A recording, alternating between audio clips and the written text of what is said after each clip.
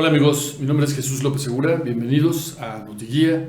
Ángel López, ¿cómo estás? Muy bien, muchas gracias. ¿Qué tal, amigos? Ángel López. Bueno, ya. Ahora sí Lo dijiste, ¿no? ahora sí ya nos picamos, ¿no? Ya vamos a salir diario. ¿Cómo Sí, está? ya nos vamos a tener hasta el cogote al rato, ¿no? Pero tenemos una buena razón para salir hoy, ¿no? Bueno, yo creo que vale la pena comentar las experiencias que han estado poniendo al aire Televisa con su programa Reloaded, tercer grado, porque es un buen experimento. Cuando tuvieron a López Obrador hace unos días, yo vi muy agudos a los periodistas que lo cuestionaban. No vi ese afán de linchamiento que, No se, era que se ha hazaña. notado en otros espacios informativos. Y se dio enteramente la oportunidad a López Obrador de explicar más a fondo sus planteamientos. Y eso es importante. Creo que vale mucho la pena ver el video, porque difícilmente vamos a encontrar otro ejercicio en el que López Obrador pueda explayarse. Y eso es muy importante.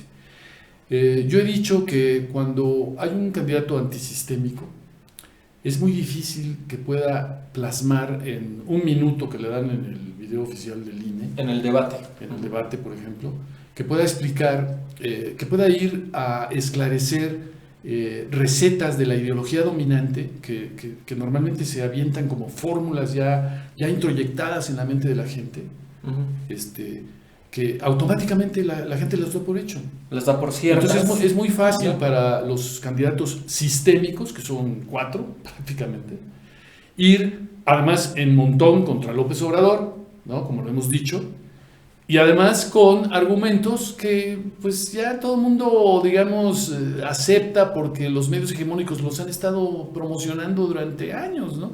Doy un ejemplo rápido, lo de Venezuela, por ejemplo. Llevan décadas las televisoras hegemónicas en México criticando a Venezuela, criticando a Hugo Chávez, criticando a los Kirchner, criticando a Lula, criticando a Correa de Ecuador, criticando a Evo Morales de Bolivia, a todos los desde luego a los Castro en Cuba, a todos los presidentes populistas de América Latina. Sí. Toda la gente ya sabe, ¿no? Ya lo tiene en la cabeza. Y para un candidato neoliberal es muy fácil decir, López Obrador quiere convertir a México en Venezuela. Y ya con eso dio su mensaje. Y ya con eso la gente le da miedo. Y ay, no, Y la Venezuela. gente siente de miedo. Y cada vez que veo una crítica a Venezuela, de que en Venezuela no hay esto, no hay lo otro, hay carencias, etc. No hay papel de Lo baño, asocia.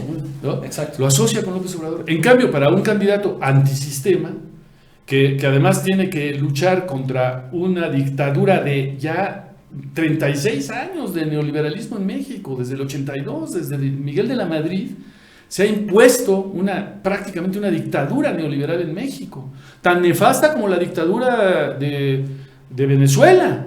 O sea, yo no estoy a favor de ninguna dictadura, sea populista o sea neoliberal.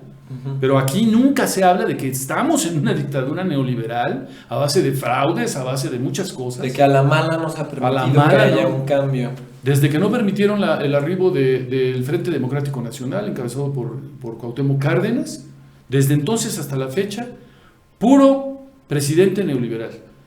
Y yo no estoy contra el neoliberalismo en sí. El neoliberalismo tiene sus virtudes. Sí, Estoy contra la dictadura de cualquier color. Estoy a favor de la alternancia democrática. Y en México estamos ya hartos. Los resultados de 36 años de neoliberalismo salvaje en México son desastrosos. La desigualdad social está en extremos ya inadmisibles. Los índices de criminalidad y de impunidad ya nos tienen en un baño de sangre en este país. Es algo que ya no soporta más tiempo. Y cada sexenio nos dicen que ahora sí van a cambiar y que ahora sí van a hacer una gendarmería y ahora sí van a ser policías confiables y etcétera, etcétera. Y no es en la gendarmería donde se tiene que atacar este problema. Tienen que dar oportunidad a la alternancia. Bien. En este momento la alternancia la representa Andrés Manuel López Obrador. Eso no quiere decir que sea un gran político, que sea el que tiene las soluciones a todos los males, que sea un mesías tropical o invernal o como quieran llamarle. Eso no quiere decir más que trae otra idea.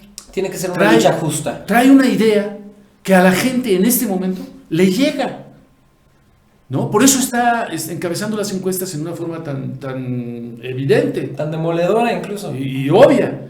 Porque la gente ya está harta del neoliberalismo. Den chance, por favor, a la alternancia, porque están usando todos los mecanismos posibles para impedir que llegue López Obrador, como lo han hecho en las elecciones anteriores. Y eso no se vale. En democracia tienen que aceptar que si la gente quiere un cambio, no tienen por qué estar poniendo artimañas para impedirlo. Yo vi a Meade ayer en este ejercicio de tercer grado, también lo vi muy bien. Lo vi explayarse. Es un tipo convencido de su rollo.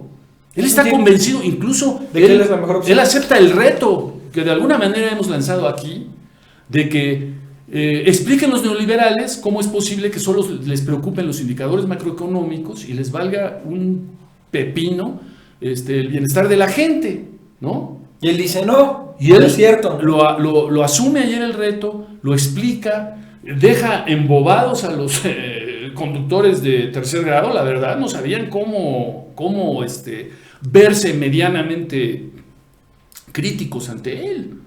La verdad, casi no los dejó hablar. Y de plano, el caso de Leo Zuckerman fue patético, ¿no?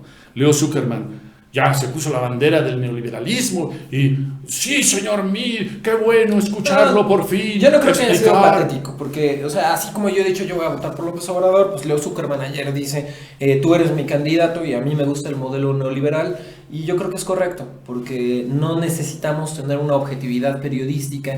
Luego en los comentarios nos han dicho, ¿no? También, ay, Notiguía, se ven muy pro Morena y demás. No, aquí nos acusan de pro Morena, y el día que criticamos a López Obrador nos acusan de... Ese es el problema. Ajá, de peñistas. Ese es el problema del fanatismo. Yo solamente soy fanático de la democracia y de la alternancia. De la alternancia, sí. Yo creo que los neoliberales tienen su punto.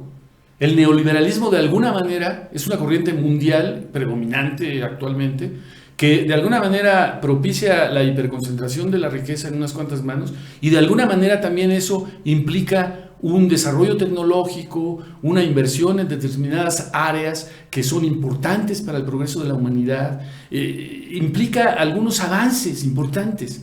El problema es cuando se quieren quedar en el poder demasiado tiempo, cuando se olvidan de la gente, se olvidan de las necesidades de la gente. Y es cuando surgen los populistas con la bandera de luchar por el pueblo y todo esto, lo cual también es válido, porque necesitamos un equilibrio, necesitamos que la gente tenga que comer. Necesitamos que no haya crímenes horribles como los que hay actualmente en México. Necesitamos que haya alternancia porque en cualquier olla de presión hay una válvula de escape en la que permite que el ánimo social se tranquilice. Nunca nadie está satisfecho. Si gana un candidato de izquierda, los de derecha van a estar insatisfechos. Si gana uno de derecha, al revés.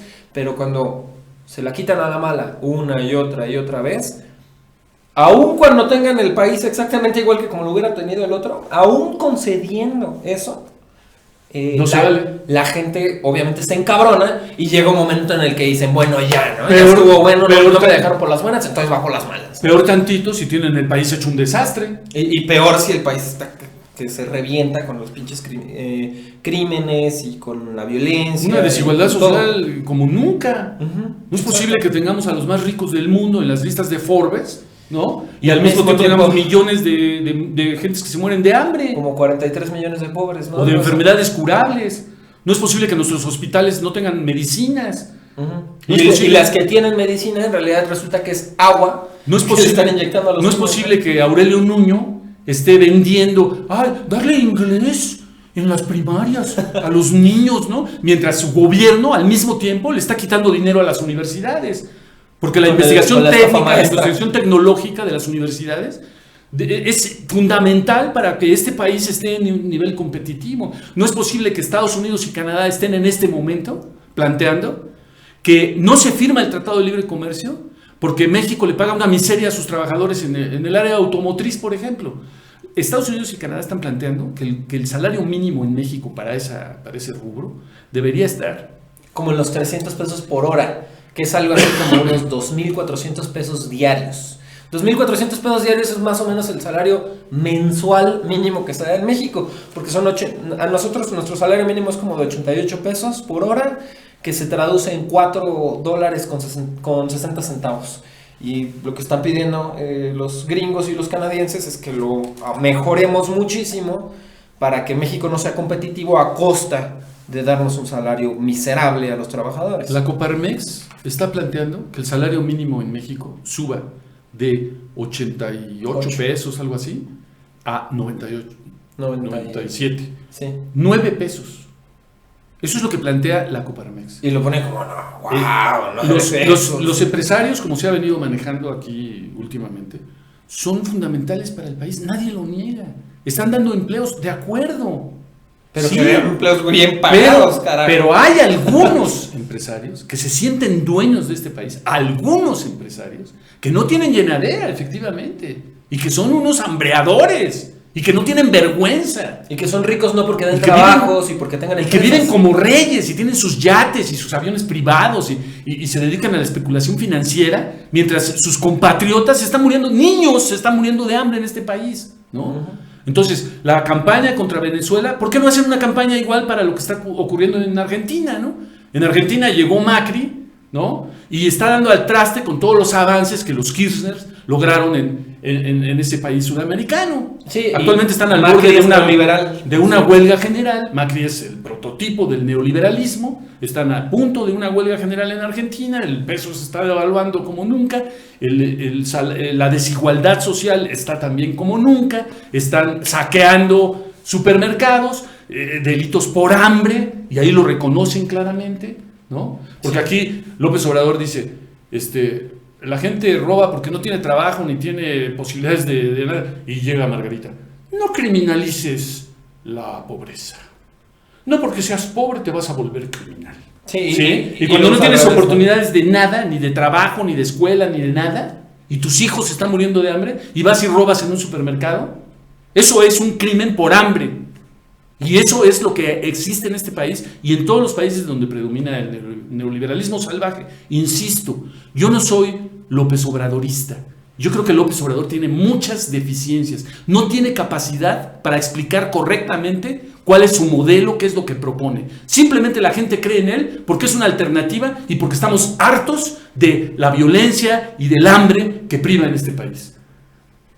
Yo soy partidario de que haya una alternancia en el poder y que no se pongan trampas para evitar, cuando unos están en el poder, que eviten mediante trampas, violando la ley electoral y violando todos los principios de la democracia, impidan que llegue una alternancia. Si el pueblo quiere una alternancia, que se respete lo que el pueblo quiere. Eso es lo único que exigimos aquí, ¿no? De acuerdo, por supuesto. Y si te parece bien, me gustaría desmenuzar un poco la participación de José Antonio Meade en tercer grado. Hubo algunas cosas que dijo que me parecieron muy acertadas y hubo otras que tengo mis reservas y me gustaría plantearlas contigo. Si claro, adelante. Muy bien, gracias. Meade inteligentemente lo vuelve un pleito de dos. Él se posiciona como el candidato del neoliberalismo, lo dice abiertamente y lo defiende con orgullo y dice que el otro modelo es el de López Obrador. ¿Qué es lo que sucede?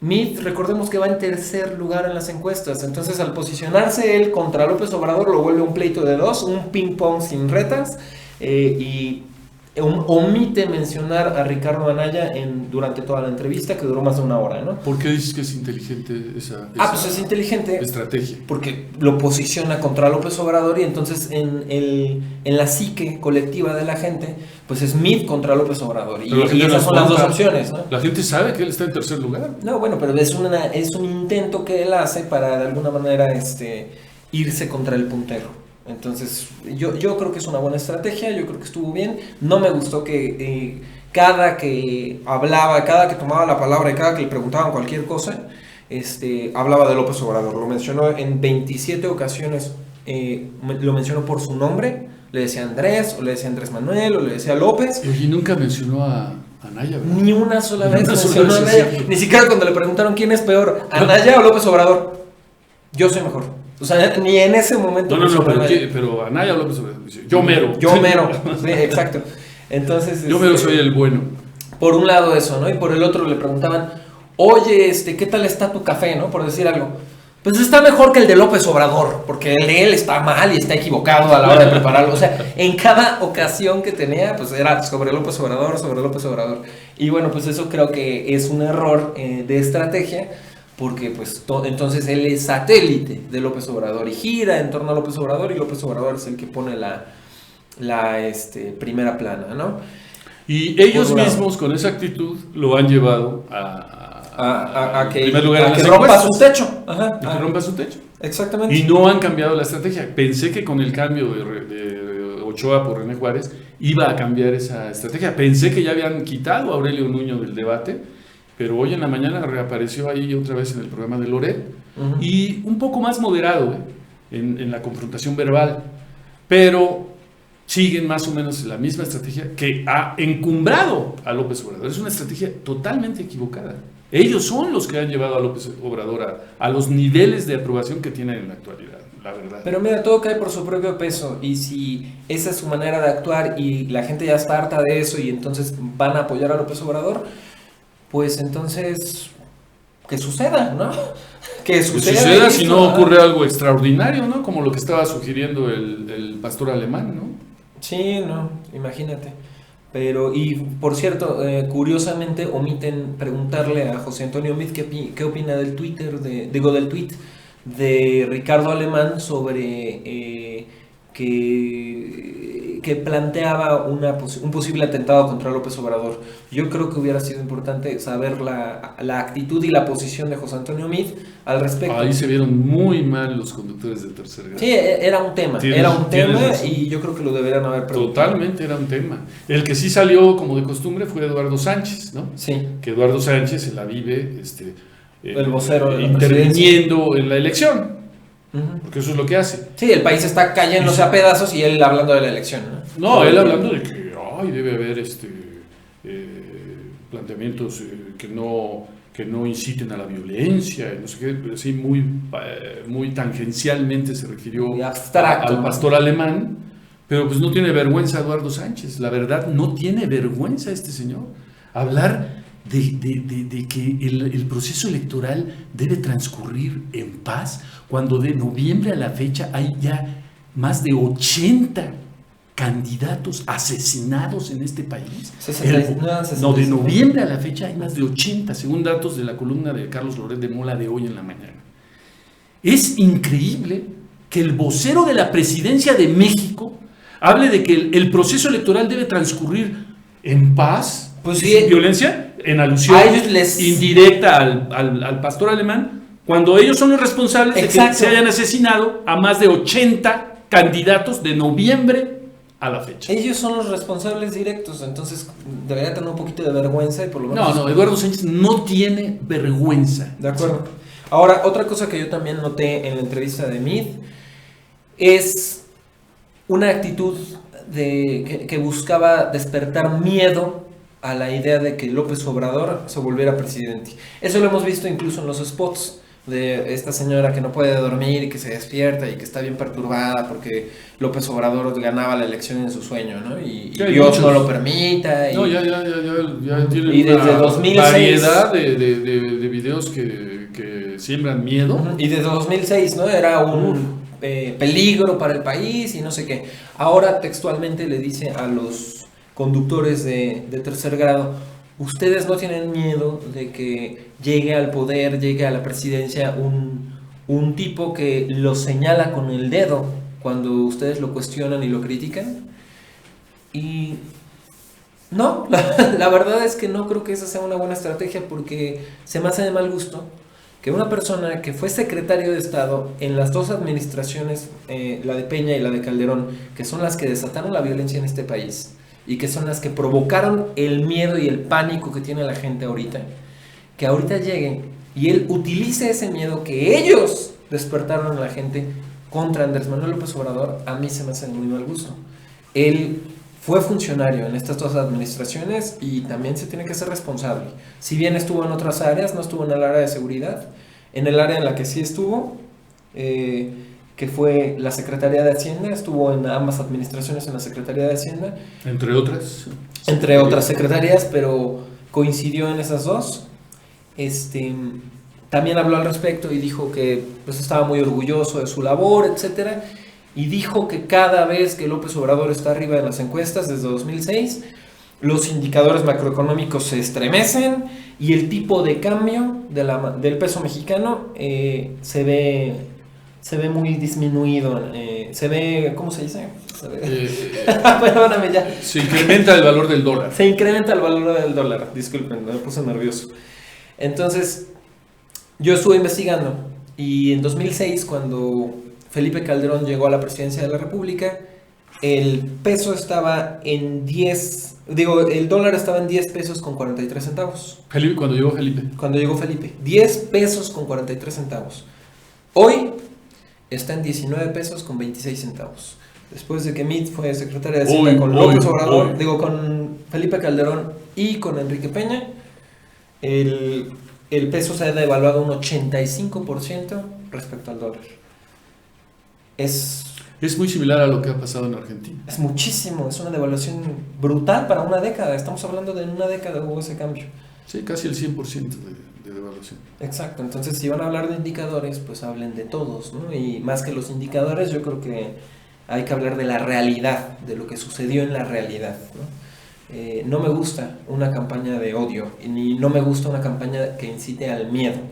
Yo creo que porque eso puede incitar a la violencia también. El miedo desata violencia, exactamente.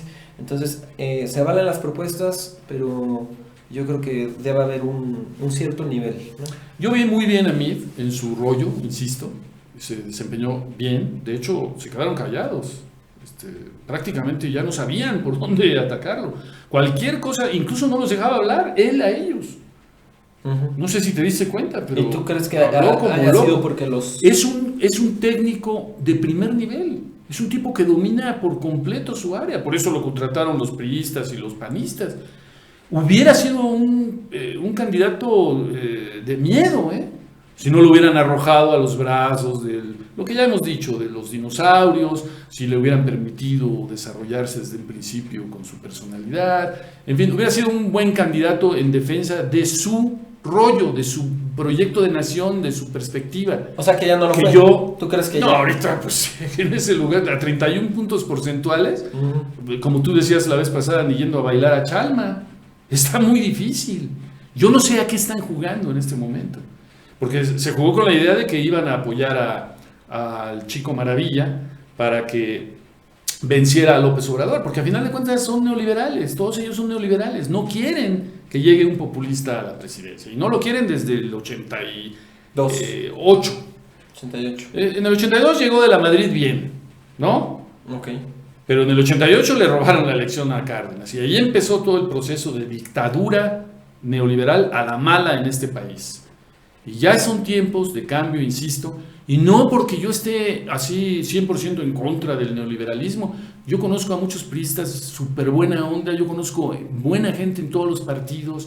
No se trata aquí de odiarse a muerte, no se trata aquí de imponerse por la fuerza o mediante trampas.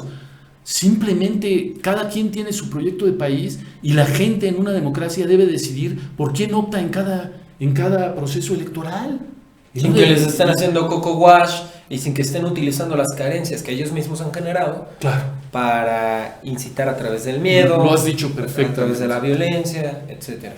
Así entonces, lo has dicho perfectamente. Las carencias que ellos mismos han generado las usan para perpetuarse en el poder y no se vale. Estamos en una democracia y por eso es por lo que tenemos que luchar todos.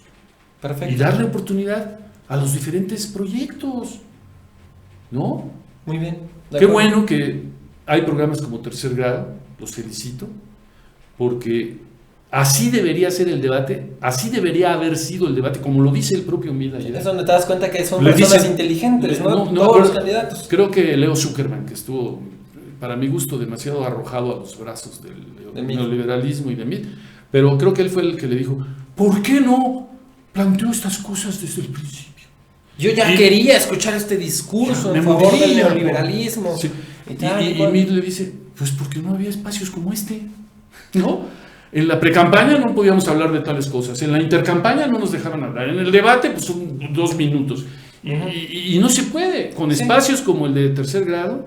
No, y a qué mí bueno me que lo parece dices. que tanto López Obrador tuvo oportunidad de explayarse un poco en sus planteamientos y aclaró muchas dudas, y también Mid tuvo oportunidad de plantear lo suyo, ¿no? Sí, y qué bueno que lo dices, porque Y hay que que la gente reconocer evalúe. cuando alguien hace bien las cosas. Televisa muchas veces ha tenido programación basura, y también hay que reconocer cuando tiene excelentes programas como Tercer Grado, que les recomendamos mucho que lo vean, porque ahí van a poder ustedes evaluar más a fondo a los candidatos que planean vean. gobernar este país. Que vean tanto el de López Obrador como el de Como el de Mid, Como y el de seguramente va a estar Ricardo Anaya con ellos también. Ricardo Anaya. Yo creo que como es un tiranetas, como diría Héctor Aguilar también, ¿no?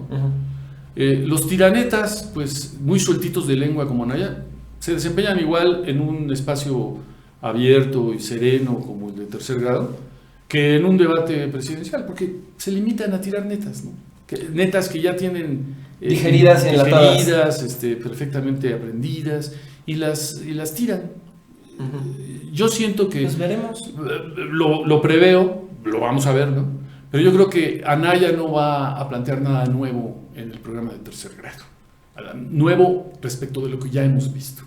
En cambio, López Obrador sí se vio muy bien frente al pelotón de tercer grado, y se explayó, explicó cosas que se habían quedado en el tintero, porque los formatos de otros programas y del debate del INE no le da oportunidad de explayarse. Muy bien, ¿no? Pues estaremos sintonizados, amigos. Tengan excelente día, gracias por ver el video, sus manitas arriba y suscríbanse al canal.